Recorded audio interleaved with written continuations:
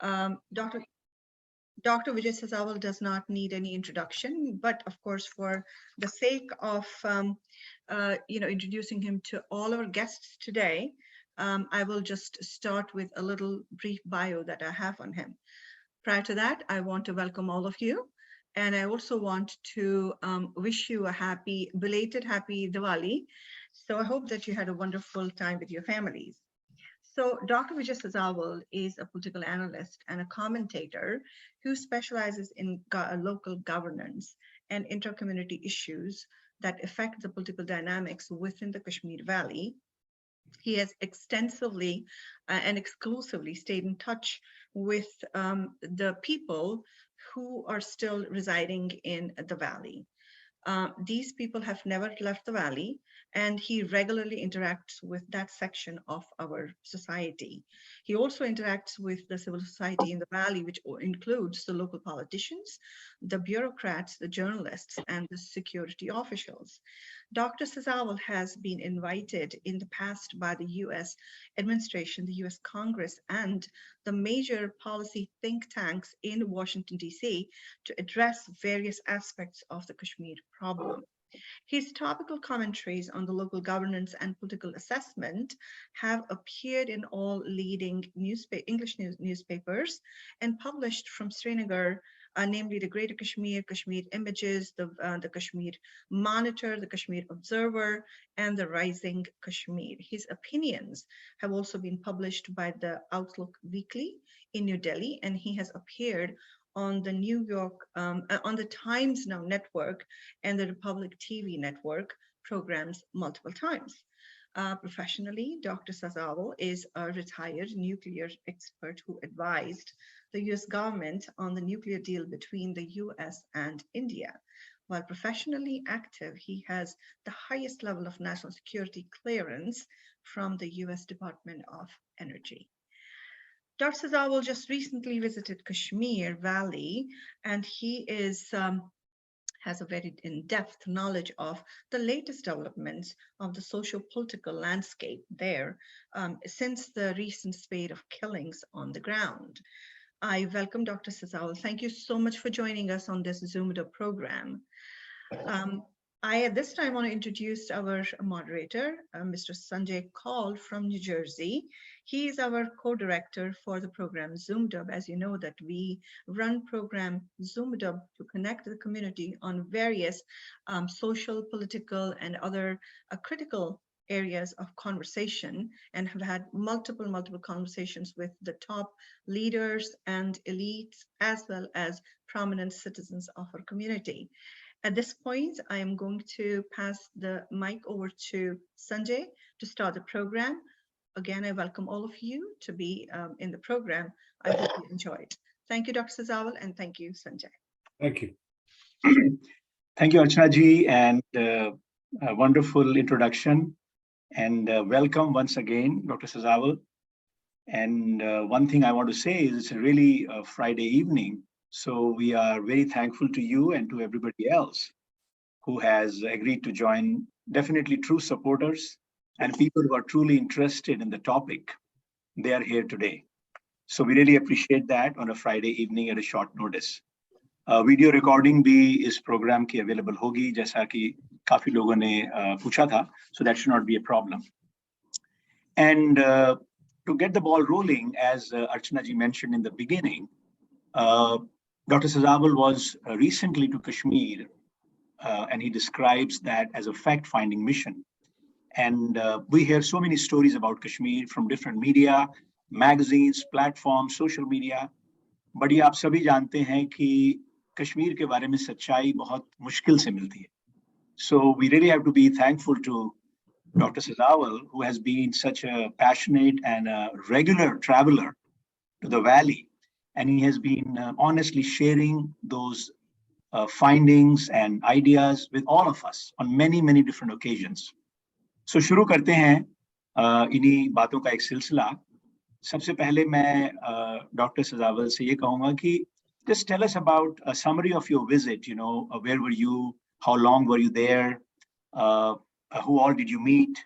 And was it a first or second visit after Article 370 abrogation.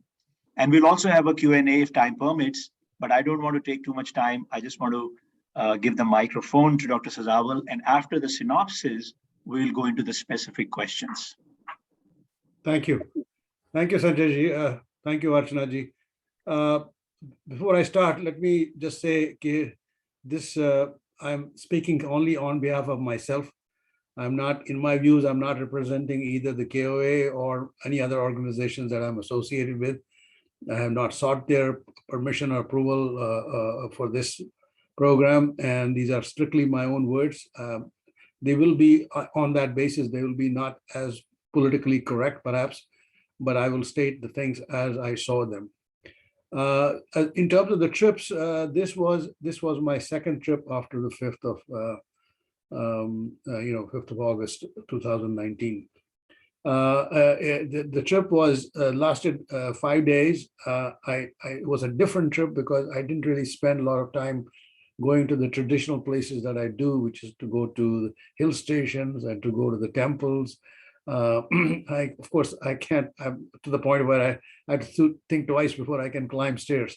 So I stayed on the neutral ground with going to Kirvawani and Zitior and Durganag and that sort of things, just local environments. But I stayed away from, like, let's say, one of the things I used to do when I was in a good sense was to go to Zoology Temple in Crew, which is a challenge. If you can climb up the thing, which is 10 times more challenging than, say, going to Sakrishwar. Anyway, I met a cross section of people. I'm going to try not to give the names because, as an analyst, my emphasis was on collecting data. And as an analyst, I'm actually trained as an analyst. I'm a strategic management guy that basically was always, based his decisions on the basis of the data that we get, and the quality of the data really determine the quality of the decision. So if you go by that insight, and I met only the selected people with high level of confidence that they knew what they were talking about. And if somebody made a comment on one where there was only one sort of one response, I would call that essentially a singularity. The point being that it could be 50% right or it could be 50% wrong. But if two people told me the same thing, then its probability goes up, maybe 75 to 80%. And if it was 3 people told me that, then I know it's almost 99%. I can't say 100. For 100, you have to be an eyewitness, but it's pretty close to it. So I would say whatever I'm going to talk about lies in the range of around 70 to 90% confidence level that what I'm telling you is fairly accurate. Now, why did I take this trip? Why do I call it fact finding? Because as I said, I already talked to you about I was going after the find. But what motivated me was, of course, the targeted killings that started in Kashmir. And I think the part where which got me was when Shri Rahul Bhatt was killed, because he was killed in essentially in an office, in a government office, Sure, in a room which had other people in there sitting there. Mm-hmm. So you had to ask yourself, this is not a crime of passion. This is not a crime of Josh. This is a very, very deliberately, carefully crafted item where essentially, the target was well defined. There was, and then later, as I found out when I was there, a recce was done a couple of times, so they knew exactly where he is, which room he is in, what desk he sits on. So I told myself, I gotta find out. There's more going on here than simply, Pakistan, and jihad. There's something. So anyway, I started looking at the data from here, where I contacted my resources and followed the sort of path, and I ended up with a report. Ended up with a brief report, a 6-7 page report. And let me read you the 4 key findings that I found. So just a quick question there. So this is the report that was circulated for the Indian Army. Is that what we are talking No, about? this was a report that I did, which I did essentially for my own self, and I shared it with few friends. And from the few friends that I got, the feedback was that the Army people really liked it, and they ended up distributing it even further. So is it available for quick reading, or is it still? Yes, actually, it was printed in four different publications in the valley. It was I called one newspaper called Brighter Kashmir, Kashmir Classic, Kashmir Mountain View Weekly, and a summary of it was in Kashmir Images, which is a. So let's have a gist of that if you don't mind. Yeah, so the paper, but just before I got to that, but later I found out I found out that actually Army had also completed its own report on Kashmir situation. It was a 32-page report they completed, but they stayed at the sort of what I call at the macro level. In other words, they did a 5,000, 10,000 foot assessment. As a result of it, they stayed with their charter, which is boundaries, enemies, interdiction, cross-border terrorism, that sort of thing. They didn't get into the micro nitty-gritty of what is going on in the dynamics of the local valley situation, how that is affecting. You're not going to succumb, right? Right. So their report was also on targeted killing, but it was more on a broader scale. So let's see your report. Yeah. So they liked what they saw. Well, anyway, I'll do the four points so you can get an idea. Sure. So number one is targeted killings are facilitated by overground workers. This is a typical nomenclature they use, where essentially OGW is essentially a sort of a stepping stone, a conduit between what I will call the person who wants to be killed and the person who has the gun to kill you. So he's a middleman. The targeted killings are facilitated by OGWs with connivance of few anti-national mid-level government bureaucrats affiliated with Jamaat Islami, while most bureaucrats look the other way out of a concern or fear for their personal safety. So Jamaat Islami is very deeply involved. Number two, KPs were off the target. This is a very interesting point. KPs were off the target list as long as the supreme leader of Jamaat Islami in the valley was in charge of the resistance front, when he was heading the front. The period ended as the Supremo stepped down because of his declining health and eventually passed away. What that means is basically, as much as strange may sound to most people, Sayyid Ali Shah Jilani actually protected Kashmiri Pandits who were living in the valley, as much as he was actually doing a lot of nefarious things for other purpose and other. And I'll go more into that because that was the part which was very fascinating to me when I reached Kashmir. Then I say success in dismantling the terror ecosystem will depend to a great degree on eradication of the OGWs and their linkages within the official machinery. The effort is currently hampered by a disconnect between local officials and their non-local superiors. So you have actually a disjoint between, let's say, the SP Budgam and IGP Budgam, the district-wise different officers as well as administrators. And it's hampered by the policing architecture must change to effectively root out anti-national elements within the bureaucracy as well as on the outside. Number four, the security situation has improved because the traditional nexus between the police and politicians has been broken.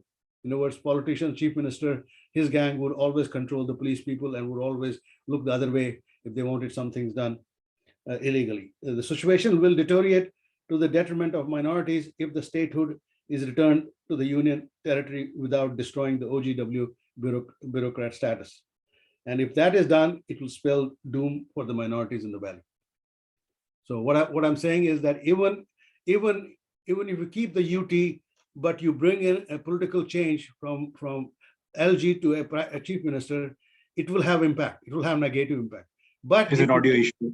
But if you go directly to the state levels, that will essentially, that's a death warrant for the Kashmiri minorities. So quick question here, Dr. Sazawal, if I may. So your Sure. mainstay was in Srinagar, or you visited other rural areas as well? I visited rural area. I went as far as of course I went to Ganderbal as part of Kirbani, but I went to Baramulla side also, and I went to Duru, all the way to Duru. And the findings were pretty consistent across Srinagar. Yeah, but of course, when we get to the detail, a little bit depth and detail, some of the things change, but by and large, for example, one of the things I found out was that essentially Ali Shah Jilani was the de facto chief minister of the state as long as he was in the peak of the power. These were all, these other people were simply, and you can understand so in a sense you can say the whole cabal, starting from governor down, basically looked the other way around, because they thought that was the only way to buy the peace in the valley. And in fact, my report talks about how that decision was made in 1996 by then the government, and essentially, at that time, you have to understand, India has gone through two very bad times in terms of their central leadership. One was when the VP Singh era was there, which was around 96 and all that. And very bad decisions were made when 99, when our community got hit. The other bad decisions were made after that when Gowda and Gujral were running the show. And that is when this decision was made. This decision was made to go and essentially, bring the governor's rule to an end and bring a government, a civilian government back in 1996. That decision was ended up actually a victory for Ali Shah Jilani, because he got a commitment that all the positions that Kashmiri Pandits are vacated and other jobs that were opening up because they were putting a lot of money in the valley, they will be all filled by his people. He will decide who. So can we? Yeah. So I don't want to go too much back into the history, but in this trip, if you can talk about the kind of people you met, like you met politicians, police officers, teachers, government employees, in terms of the professional. In terms of professionals, some people working at the secretariat, some people working, in business people, businessmen. I met with journalists. I had actually a 4-hour meeting with journalists, number of journalists that I used to, before, say 10, 15 years back, I actually created a number of groups there, because I used to go there very frequently, almost like sometimes even twice a year. I created various groups there, and by the way, the reason I was able to go is because as the advisor on the US-India nuclear deal, I used to get free tickets up to Delhi for basically meetings which were off the record, and then from Delhi all I had to do was to buy a ticket, fly to Srinagar, and be there for 2 days and come back, and I made a lot of trips like that. So I have a good repository of number of people. Any politicians did you meet? Any political people? I met lower tier people. I was supposed to meet actually with Altaf Bukhari, and but I found out he was in London. He actually sent me a message 2 days before. I'm sorry, I have to go to London. I will not keep my appointment. But at lower tiers, yeah, I send. But I tell you, the journalists are really the front line. They actually know a hell of a lot of what's going on. Sure. And they know ins and outs of these people. And not to again dwell on something, but one discussion was really something that was beautiful, in the sense there was a Kashmiri Pandit in that discussion who was defending Mahbuba Mufti. And there was a professor, Muslim professor, Kashmiri Muslim professor, who was tearing her apart. Wow. And it was so funny, because I looked back and I said, it took me back to the days of, Kashmir Coffee House, where those kind of discussions on Residency Road would be taking place between Kashmir Bhattas and Musman. But if you call me, I think that's one of the highlights that I will not forget, that particular interaction that took place, where KP is defending Mufti and KM is tearing her apart. But that's the nature of dynamics that you see in the valley right now.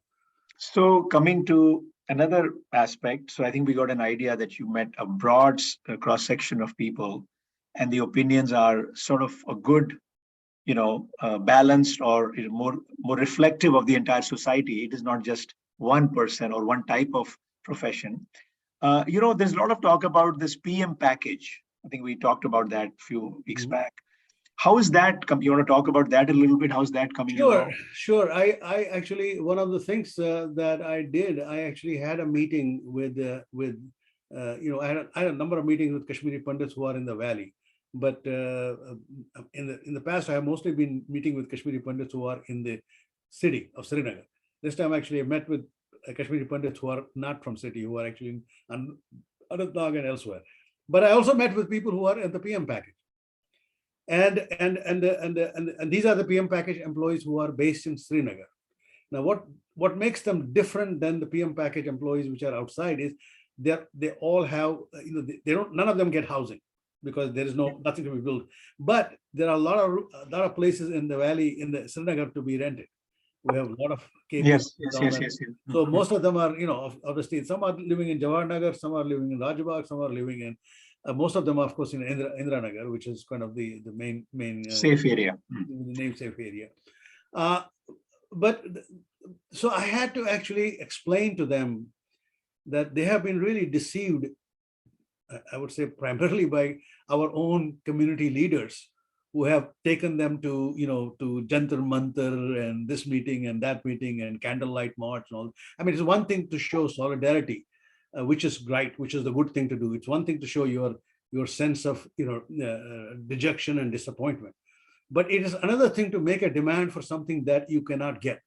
I mean, it really took me back when I was involved with a certain group in Jammu in early 1990s. I used to be a international coordinator for Pan Kashmir at the beginning of the when the organization was formed. I was the international coordinator, and it took me a while. Again, the demands were made such that are absolutely not implementable. So I explained to them at length how this package came about. This package was not meant for smart people like them. The idea was, when the package was put together, because see, the package became necessary only because people thought from 75, 76, 1995, after 96, 97, 98, that what will we do with these people who are from villages, who are in the camps? They are not educated. Their children are not educated. They have basically nothing to go on. So we need to get something so that they can get back to their areas, and then be able to look after. Well, we give them a job which has pretty much no responsibility, but they can take off and go and watch their fields, find out what's going on, all that. So those were really the reasons why this job at grade 4 were created. The problem is, when the jobs were advertised, 1,600 jobs received 35,000 applications. So by that time, they had constituted the JNKSO selection board, JKSSB, and JKSSB people said, "What should we do?" Because our rules say very clear, we got to take the smartest 1,600 people in the election, in the selection process. And they said, "Hey, that's the law. You have to do it." Now, you'll say, why was this package made the way it was? The package was made the way it was because it was an exception. As much as, KPs like to think they are the God's gift and all that, the fact is, in India is a nation of million mutinies a day, as V.S. Naipaul used to say. Yeah. There are people of all kinds of horrors going on. Can you imagine the horror of that village where in Rajasthan, where the punishment was that your wife and your daughters will be raped by another caste? I mean, that is even worse than death. So what I'm saying is, there is India is magnificent, but the depth of depravity can go far beyond what has happened to Kashmiri Pandits. And so the idea is, yes, we have a problem. Yes, it's not all that important in the big scheme of things. Our Prime Minister is not thinking about it every day because he's got other 100 more 5,000 problems. Yeah. And so the idea was, at that time, this is not an exceptional case. So they had to actually run it through the parliament This is Shishma Chaudhary, God bless her. She's a retired bureaucrat, IAS, living in Jammu retirement. Doesn't want to talk to anybody now, though she talked to me at that time when she was working in 2008, and got the Supreme Court to agree on it, that this will be such a special package that it is tailor-made for these villagers who are going back and all that. So that was the requirement why it was put in, that these jobs have to be basically based in there. So I explained to these people that you're not going to get an exception, because the exception will take both the Parliament's approval and the Supreme Court approval, and we already know how Supreme Court feels about us. So I'm doubtful they will even bother to worry about it. So the fact is, let's not worry about that side. They say, well, 3 months they didn't do anything. Well, I said the 3 months, again, you people thought your pressure is, kept your salaries. But the fact is, the J&K has a law where it says you can be given permission for 3 months staying off the job. So just to not go on, because we have some other questions. All right. So the point is, I tried my best to explain to them that's a wrong channel. And people who are advising you to go that way, they're really not doing you a service. So anyway, this dialogue is continuing. One question. So you're saying the package, it came mostly to the smart people. So the village people did not get as many jobs. Is that sort of line you're saying? Yeah. That's exactly correct. Okay. Let me tell you, I talked to a lot of people. Some of them are extremely sophisticated people. I even know people who left the other jobs and came. But then why did they go to Kashmir and well, go see, I'm glad you asked this question. To the point, everyone says this is a land of our fathers and our forefathers. Okay. This is a land that I'm not going to give up. I tell you, that was so inspiring. Every one of them said, at the end of the day, why am I here? I'm not here because I'm, making money. I'm here because I want to be here when we have to go to Tulmul, when we have to go to Sakrishwar, when I have to go to other temples. A lot of heart and absolutely. I have great regard and admiration for these people. As much as we had discussion where they're kind of, we're having a debate. I cannot but tell you that I have highest regard for these people. I think they are guardians of our culture. They are the ones who are protecting it, because for all I know, these people may be the only ones that actually will eventually be in the valley and be okay. So I think this one could go on, but I want to cover a few more topics. So I want to, sorry if I interrupted you, but the next one is a little bit of a hot button. So I think a lot of people are, I think you alluded to that in the earlier part of your introduction. So views are your own. They do not reflect the views of everybody else. So I think, what are your thoughts on KP leadership in India, especially the one that is involved in Jammu and the NCR region that is trying to sort of, how should I say, affect the policy or contribute? Who's involved? I mean, we are in the US, we are, Monday night sometimes quarterback, right? But there are people there who are more involved and they see it every day. We see it through the media. So what are your thoughts on the leadership in India? Well, my thoughts on the leadership in India is not very, very good. I mean, almost to the core. And I'll tell you, there's an institutional problem. The institutional problem is their desire to be on the networks. And the networks desire to have the kind of news which will get them the TRP ratings. TRP. Mm-hmm. So TRP is the game. So if you are not bullish bullish enough against Pakistan, and if you are not bullish against jihad and all that, you're not going to get 2 seconds. You're not going to get invited. and so that has become. See, I must say, that has its own place. That has its. You cannot deny that there are Pakistani elements everywhere. They cannot deny that there are jihadis running around, but that is not the Kashmiri Pandit story right now, as far as where our community lies. That is a broader issue which Indians have to face, and basically these networks are using us like the fodder. I mean, they are using us to make the pitch, so that makes it credible for them to go TRP. So that is in effect influencing the people when they say, give us some space in Kashmir. No, heck, we have space in Kashmir. It's simply a question of, how do we make it safer?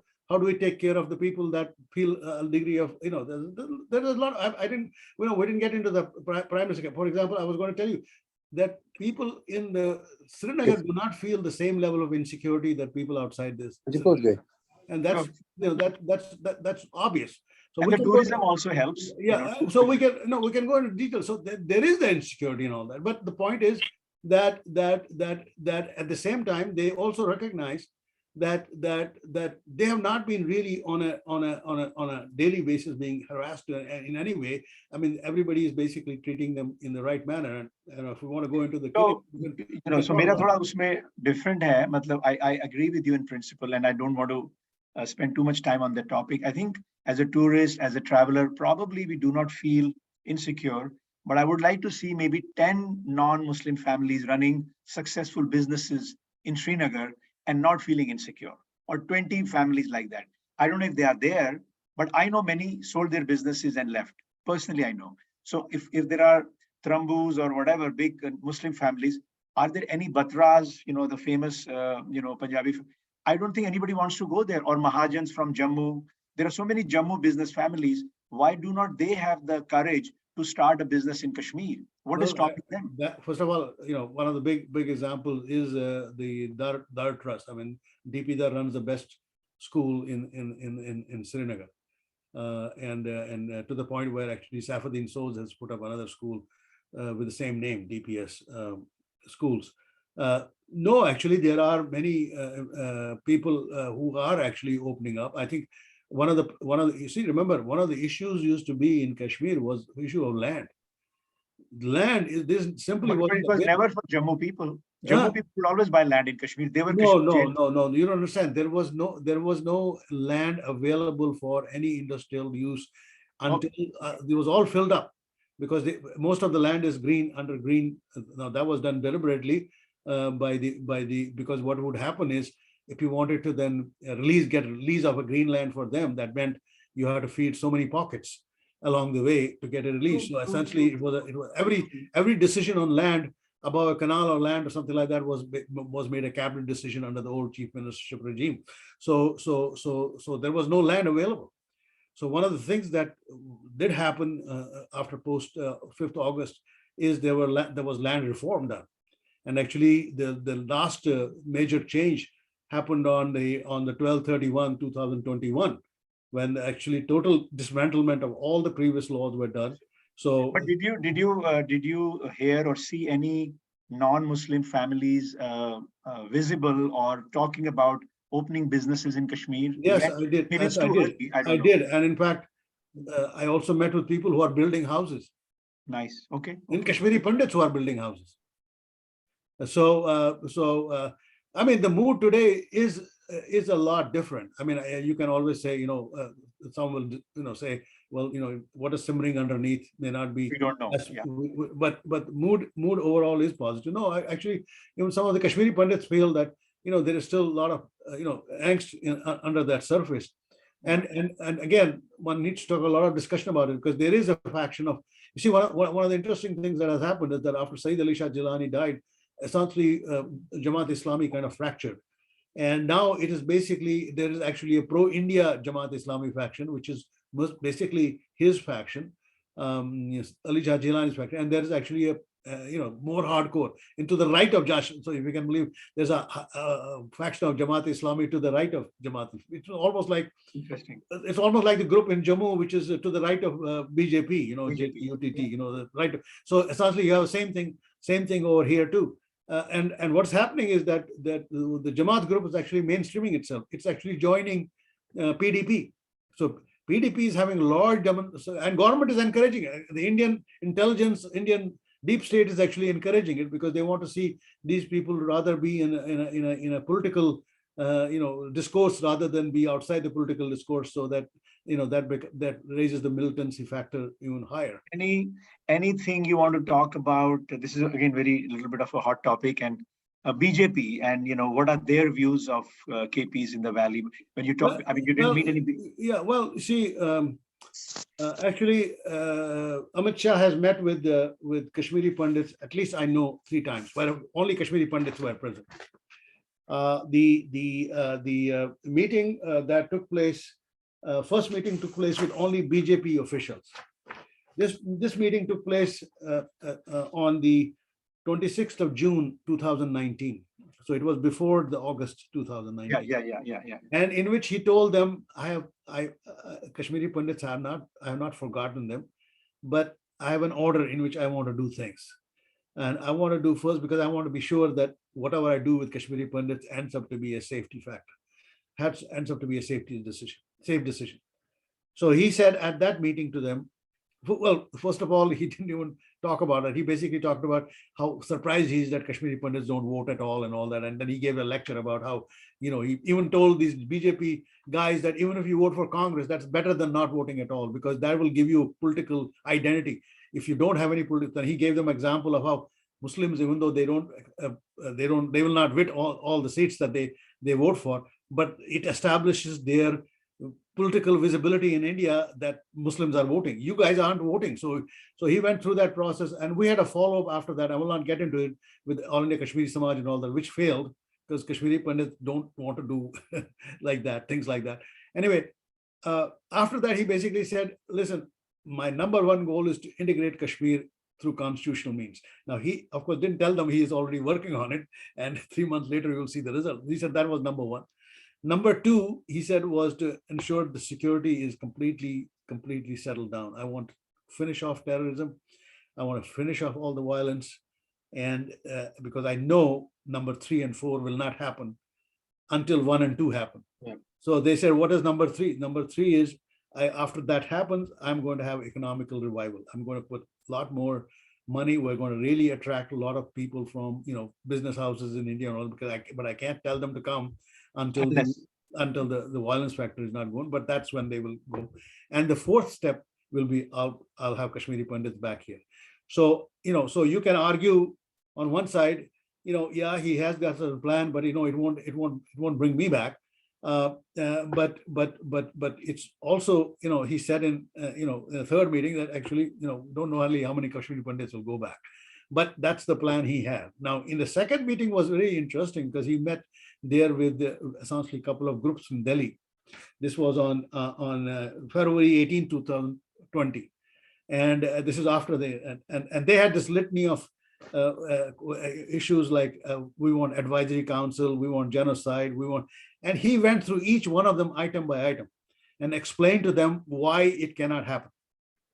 And in that meeting, he also said something that was later quoted elsewhere, that he talked about 8 safe clusters, which actually he was given a paper which he actually misused, because that they were talking about having these transit housing that they're building in Sheikhpura and Vasu and all, having that in 8 different district areas.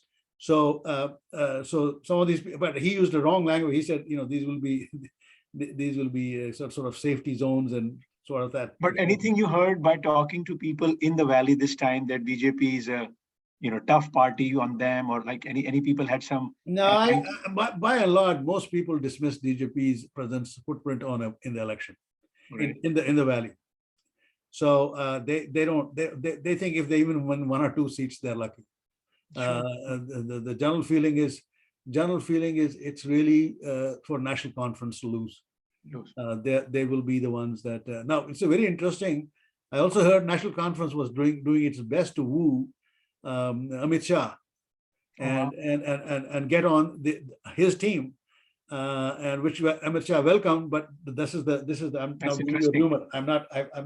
There's no data point on this. Yeah. I'm giving you the rumor, and they said, but his condition was that you get off those cases off me. I don't want those ED cases that are against me. And supposedly Amit Shah is supposed to have told you, I can't do anything on that. That's between you and ED. If you want to come on board, fine. If you're not, so he has gone back. So he is basically vacillating. He's not.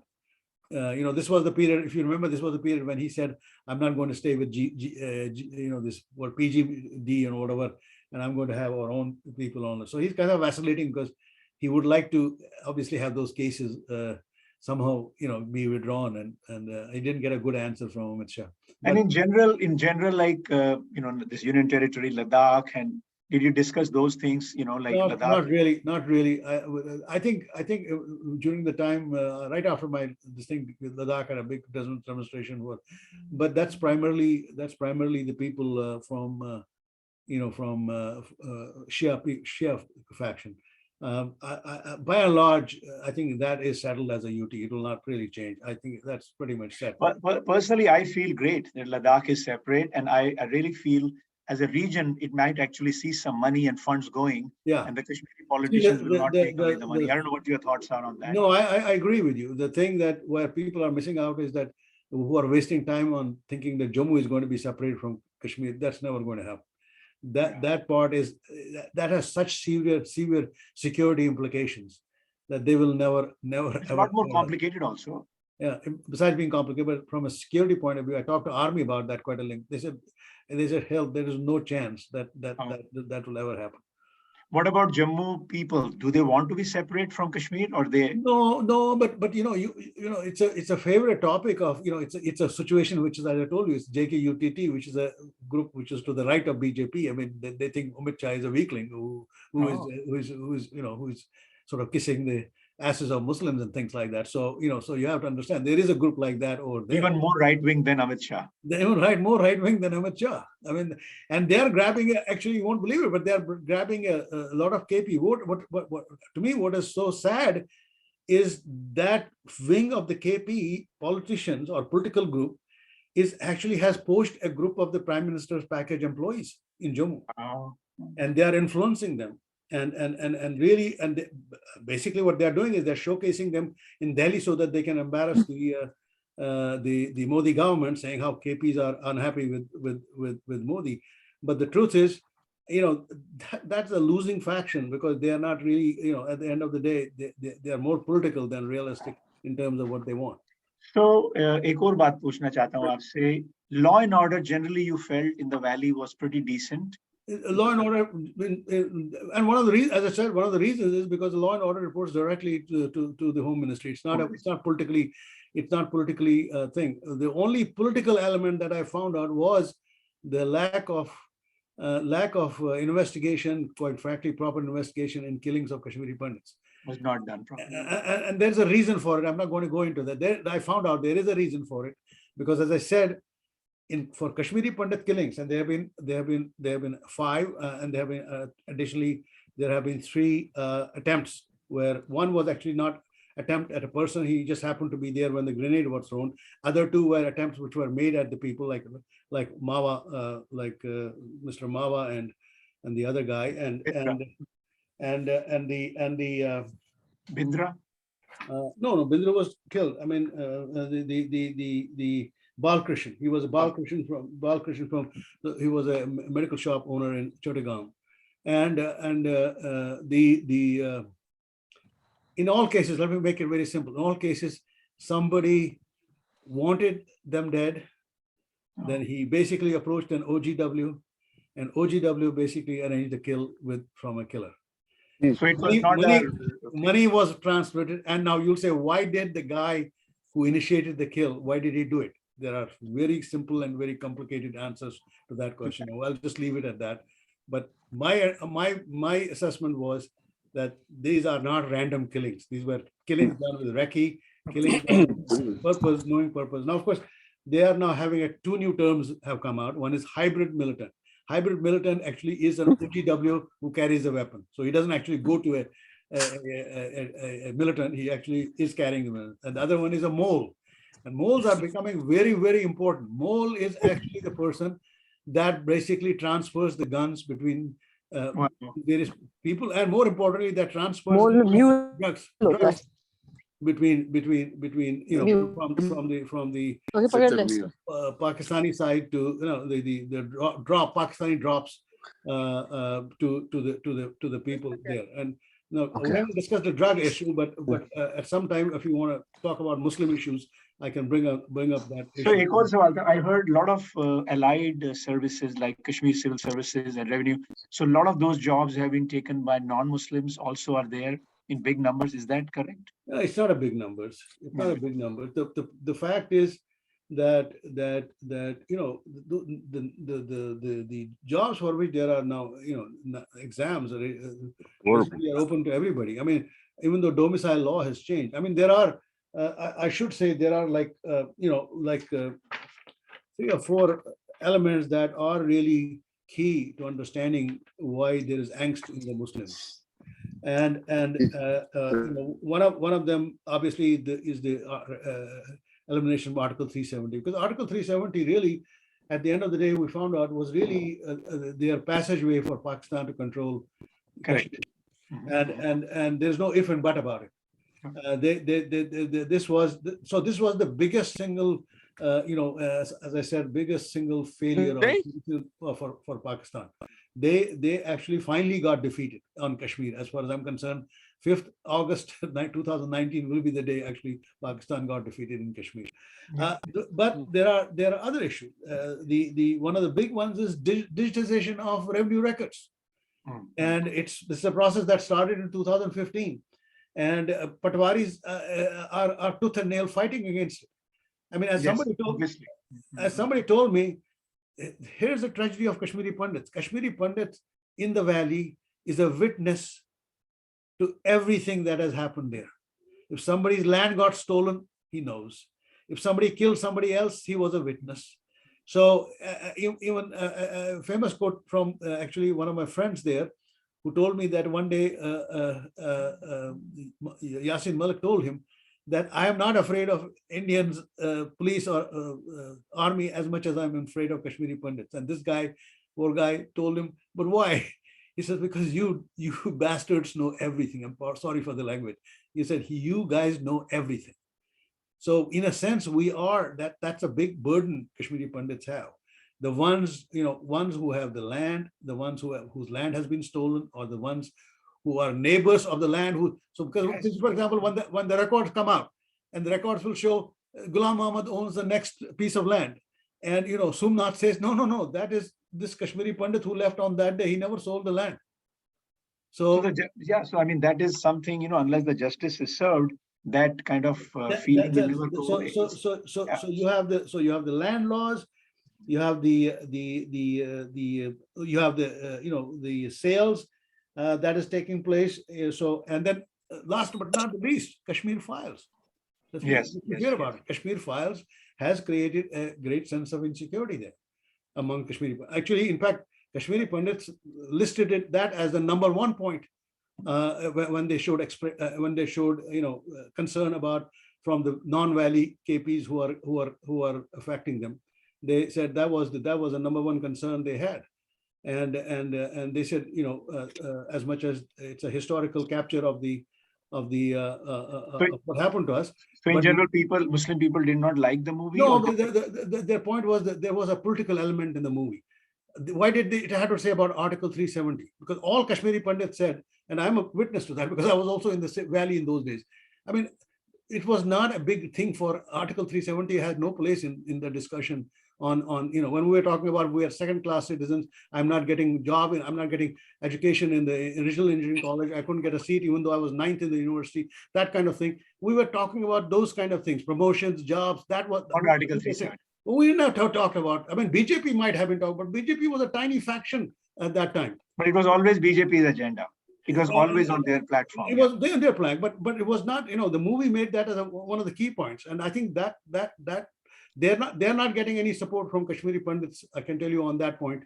In their discussion, they also agree with Kashmiri Muslims that part of the movie is really not right.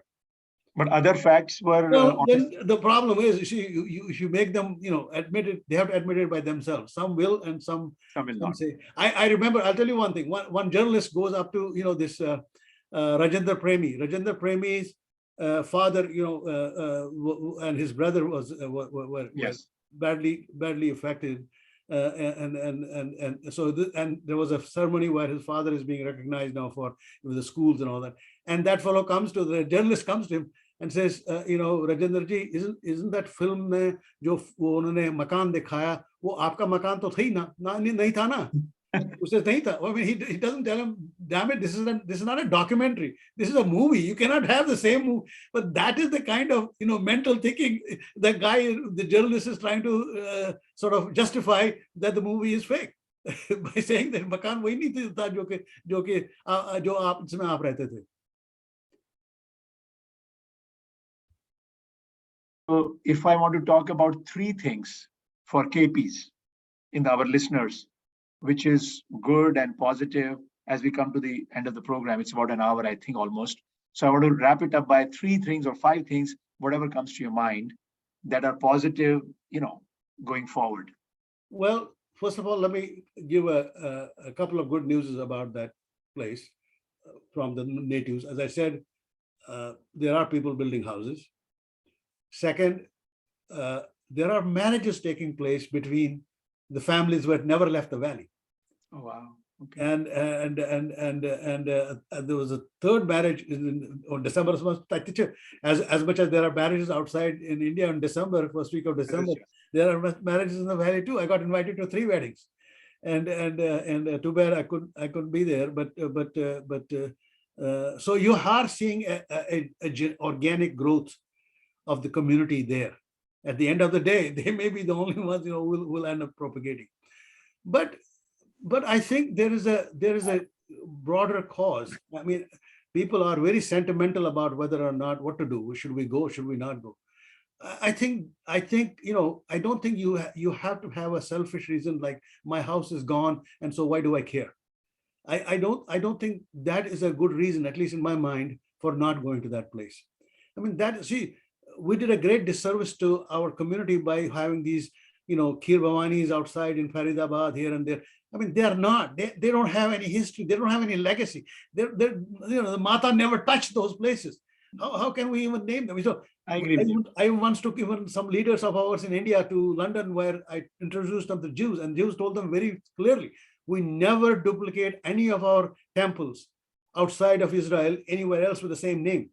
If we do, it will be destroyed. And I believe going and being there, going back to your land, taking your children along, showing them where you are from, where you were from, and the fact that yes, we that's part of the tragic part is part of our story. But we are not. We are a people of who resurrect ourselves. We are educated people who. But I don't think we ought to give up on Kashmir. That's my message. We are to stay in touch. We are to be part of it, and I think that is actually the best way to defeat the Islamic element which is up there. They used to have one of my friends there, Bashir Assad.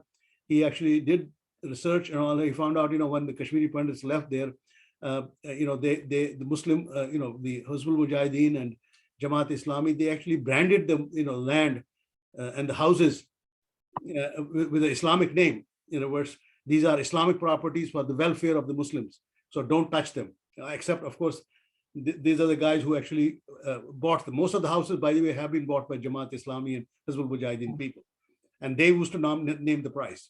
And the same thing. But they also, by the same token, tell me one of the most demoralizing things for them was to see government of Jammu and Kashmir build on butter land, on the land that was well identified as a KP land, their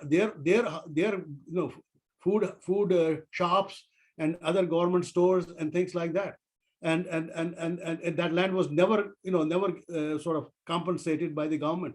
So as much as I want to blame them only for it, the state government was equally a party to that loot of the Kashmiri Pandit property that took place. So it is a complicated problem. It is a problem where Muslims are guilty, where every party is guilty. And I think we will be guilty too if we just forget about that place. Yeah, definitely. A lot of facts and great understanding of quick 1 hour. It's not enough. I get it. I think a lot of people have been asking questions. I don't know how many we can ask. Archana, Neetu, do we have a lot of questions or let me see. I don't want to hold everybody till very late. We have 3 questions. Three only. I think some of the questions I see here have been addressed by Dr. Sazawal anyway. I'm thinking, I think there's one question I can see. This is by Rishik Dhar. Are there any mechanisms by which the KP diaspora engages in Kashmir? I think you alluded to that. Maybe you can Well, talk. I not as much as I would like to. I think one aspect I didn't talk about is there is actually a movement going on within the valley by some people, some Kashmiri Pandits only, who have retired people who have come back, some with the army background, and they are actually trying to create this vision in Kashmiri Pandits that there can be jobs outside of the government, and they are really trying to get them to think in terms of starting businesses, be incubators. So this group is trying to be incubators for bringing jobs, so that Kashmiri Pandits don't have to depend. All the Kashmiri Pandits don't have to depend on the government for the jobs. And that group has just started. And I think there are people here also who are actually encouraging that thought and seeing how we can help that process. I think maybe KOA will, or some people from KOA will get involved in that process. But that is a worthy process, and we need to, we can follow up on that. And I think as I said, there is a grassroots movement going on to essentially give people, Kashmiri Pandits, an option to look at other things. See, part of the problem is, Kashmiri Pandits still are very much conditioned by government jobs. To them, government jobs is going to be. I think one point you said, like Jewish people, I think maybe, and I think COVID kind of created problems. And I'll say that in the closing, then I'll hand it over to Archana ji. I mean, like a lot of Jewish people in this country, they have a mission about visiting Israel once in 3 years, once in 4 years, doing some social work. And I think something like that can be done to stay connected, and the housing and all that stuff will happen eventually in our lifetime or later. But even Kashmiri kids, or in Mumbai or Chennai or Bangalore, I mean, there should be some kind of a association of, 5 religious places in 15 days, or 4, something like that has to be done. And who will do it? I don't know. KOA can also do it, but I think we are 1,500 or 1,800 families, whatever. But a large population of successful Kashmiris is in Mumbai, Chennai, and Bangalore. So some kind of visit should happen with a purpose to see Kheer Bhavani, or purpose to see, specific temples and monuments, which are heritage of Kashmiri Pandits. That's something Jewish people do very, very actively. I think our community leadership has to grow up. They have to go beyond this political gimmickry and getting the headlines every day. I think they have to think more in terms of strategic terms, not to be in a position to lose their connection with our. Not lose the connection. That's the thing. And housing and all that is separate, but not lose the connection. With that said, Sanjay. thank you very much. Let me just say thanks to Dr. Sazawal, and I'll give it to Archana to say the closing remarks. Very informative, lovely time, great discussion, and thank you very much. Go ahead. Well, thank you for such an enlightening discussion, Vijay. I know that you only superficially touched on so many points. There are so many moving parts, and like you said, that this is a complicated situation. And you have just only barely, we have started talking about this, and I'm sure that we'll have many more discussions. One of the things that I want to touch on is that how can we, the overseas KP community, like you said, that we make temples, Kheer Bhavanis and this and that outside of where, they originally are from. But the best thing that we can do is that we encourage our youth to go back to the valley. Well, one of the challenges, of course, is that the security is always, a concern on everyone's minds, especially the parents. But we could certainly start, with, some small program, maybe a religious heritage tour, maybe an internship and stuff like that, where in summer we can take 3 or 4 students that who will be, of course, will have mentors with them. So there's so many possibilities if we do it right. And of course, we will need the support of the locals there. Locals, by that I mean that it would be probably the administration, or perhaps the local KP community who are established and who can make it happen for us. So I'll beg they are different. I think the best thing to do is to take one of the reputable travel agencies, because I talked to a lot of tourists there. I mean, the place is swarming with tourists, left, right. You turn around. I mean, I used to go to Kirvani, and I would be probably one or two families there at most. I mean, today was literally crawling with people. And again, I talked to people. Of course, they're all from Telangana, Karnataka, Bangalore, Calcutta. And I would ask everybody, so where are you going next? They say, we have no idea. All we know is that our travel agent in Coimbatore or Bangalore or something like that set us up with this guy. He showed up at the train station or whatever, and we are in his hands, and they're doing a lovely job. They're taking us for this tour everywhere. So it is a big business now. You cannot, nobody can. That is our best security. The business element of it is so successful. It's interesting. In fact, I would argue that maybe some adults should be able to take their first tour and see for themselves before they decide their children ought to be going. And all it needs is a reputable travel agency. And this time, by the way, this was the first time I went when I had no security. I normally used to get security. But this time they said, Vijay, trust us. If you feel you are threatened anyway, you let us know. But right now, go wherever you want. And only thing I said, well, the how about the driver for the car? Is it not even that necessary anymore? Just get a driver and you're on your own. And I was on my own. I mean, totally on my own. I mean, I'm sitting in the Lal Chowk. I sat on the platform, and nobody cared. I mean, I had Tika, I had I had my Nairvan. Nobody cared. Nobody cared. There's so many people. Right. So we have, I know at least two people here. One is Sanjay Kaul from Kakani, and he, has many, I guess, that business or whatever area of work that he does in Kashmir. He has been working that for the last 2 years, and I would like him to comment. But we also have Rajiv here, Rajiv Pandit, who visited Kashmir and actually had a nice family vacation there, maybe about 5 or 6 months back. And wow. I think that your parents also were in Kashmir. So firsthand, experience as a visitor there, as a tourist, I guess.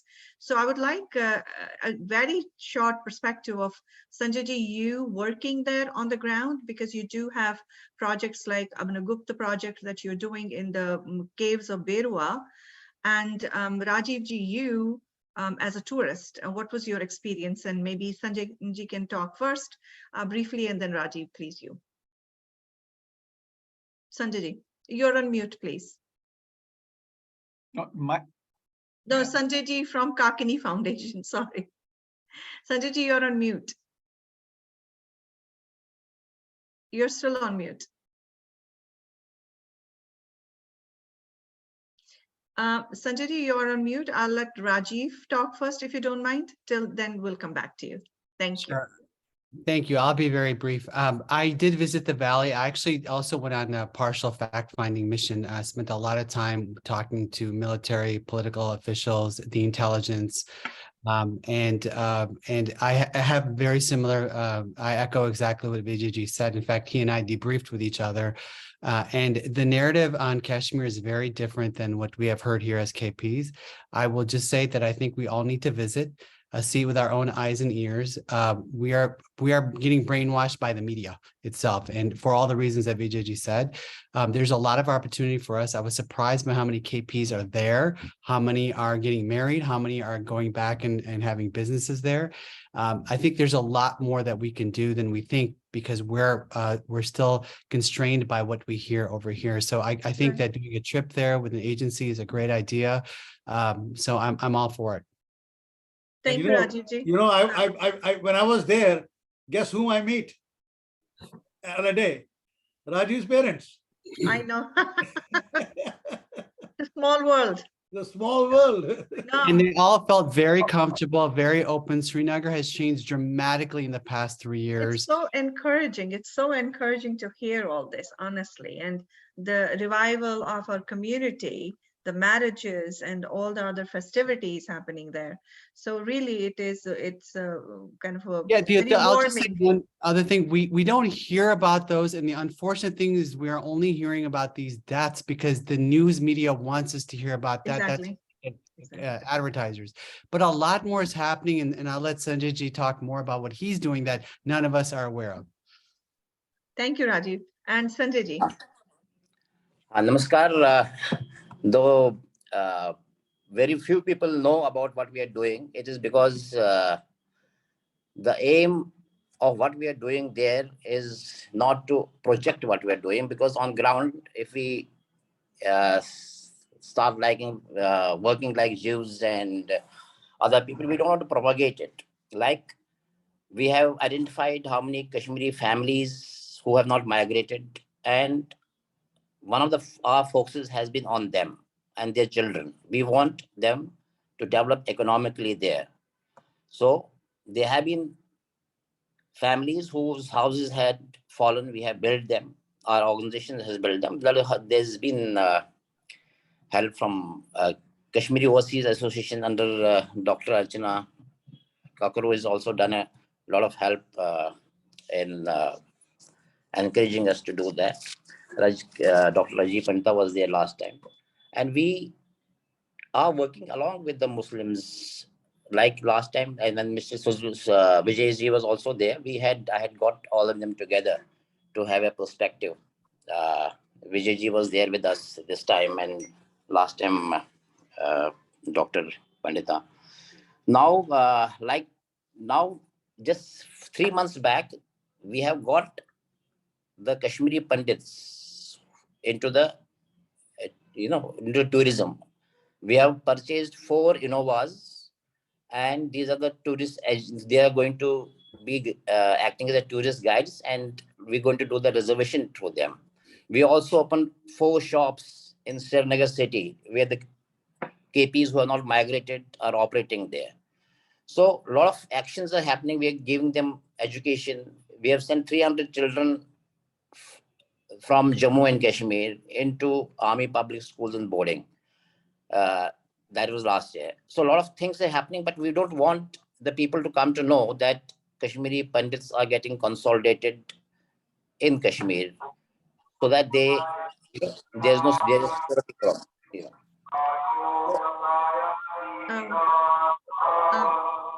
Sushilji, can we?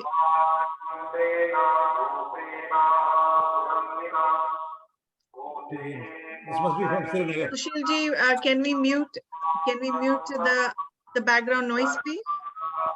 The call? Yes. Can we mute it?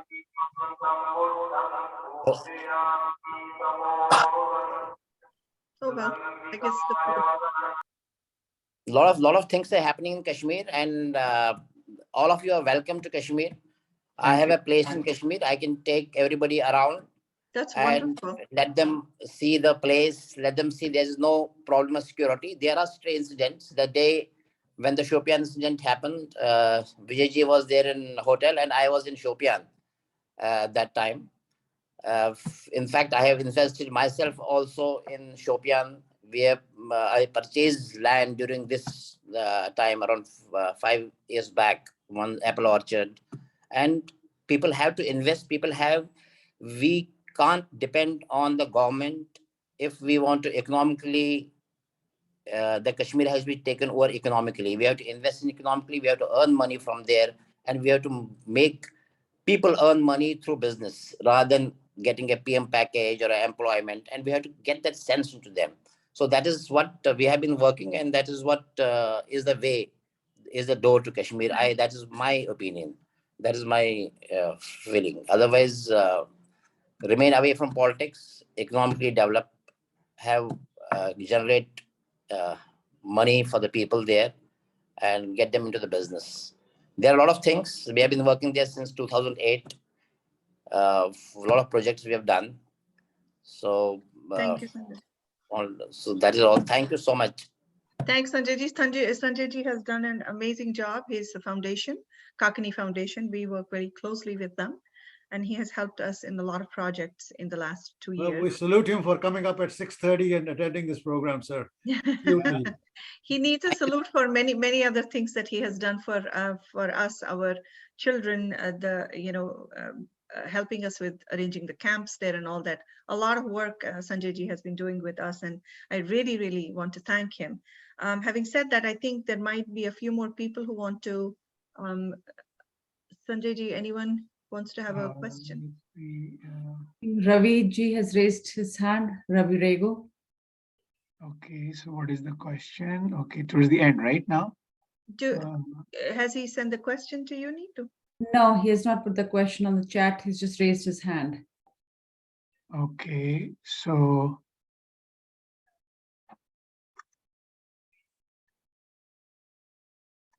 I don't see any new message. No, Okay. there are no more new questions. Okay, then I think you're fine. Yeah. So, well, I just want to conclude the program by just saying that one of the things that Vijay said is that the history and the memories are etched in our brains.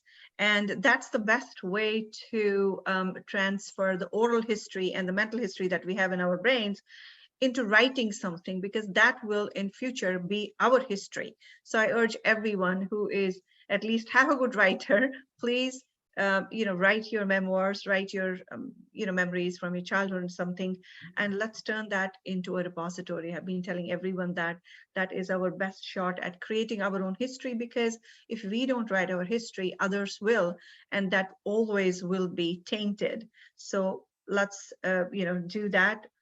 Pick up the pens and write it. So again, thank you, Vijay ji. You have opened up a very important aspect and discussion, which I hope that in future we will continue to do a discussion on Kashmir. We will invite other guests also as well. Prior to this, we had Sushil Pandit ji on one of our programs a couple of months back. So I invite all of you to be a part of that, and let's together decide, and let's together, kind of think about what would be the kind of important issues that we as a community living overseas, should be tackling, especially in the younger generations, and work with people like Vijay ji, Sanjay ji, and so many others who are on the ground, who have developed resources on the ground. How do we connect those resources? How do we gain from them? And more importantly, I think what we should be talking about is that how do we connect to the families who are living in Kashmir, who are our only hope of regeneration of the culture in our homeland. With that, I hope that if no one has any questions, we will conclude the program. Again, I thank all of you for joining today. And I thank Vijay ji for spending this much time with us. And I also thank Sanjay, who is traveling to India day after to get some preparations done. Thanks again, and have a wonderful Friday and the weekend. Namaskar. Namaskar. Thank you.